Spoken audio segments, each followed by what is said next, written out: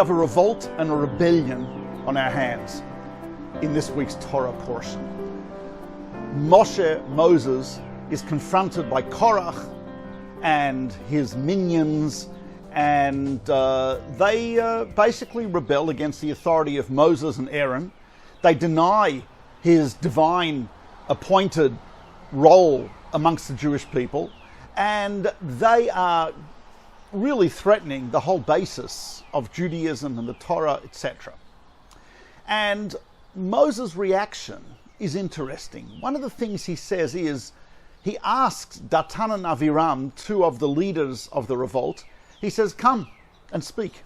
And they say, no, we're not going to do that. And it's interesting, Rashi says, what we see from here is that one should not perpetuate an argument. One should try to seek dialogue and seek peace. That's exactly what Moses does. He says, come, let's talk.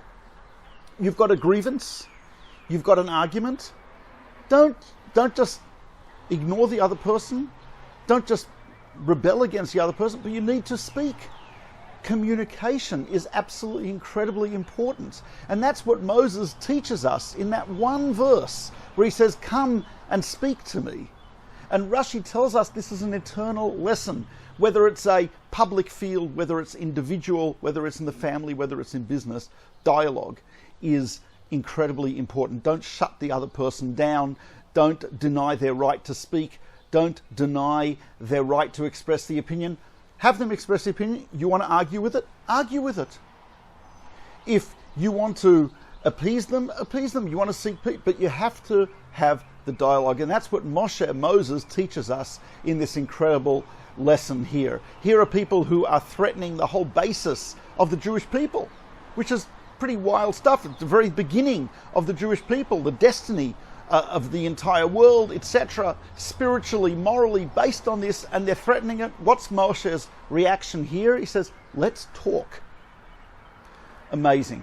Free speech, which has, of course, has been enshrined in the Western democracies as an important principle, is an incredibly important principle. Don't shut down the other person's opinion. You disagree with it, argue with it, listen to it, debate, dialogue, etc. And that's what Moshe Rabbeinu is telling us. It's certainly true on a national level, certainly true on a communal level, and I think especially true on an individual level, within your own family, space, work, etc. We have to establish dialogue, we have to speak. We cannot just shut out the other person's opinion, shut down the other person's opinion. This is true of our students, this is true of our children, this is true of everyone. Have a wonderful Shabbos. This is Mordechai Becher with the Gateways Parsha Vlog.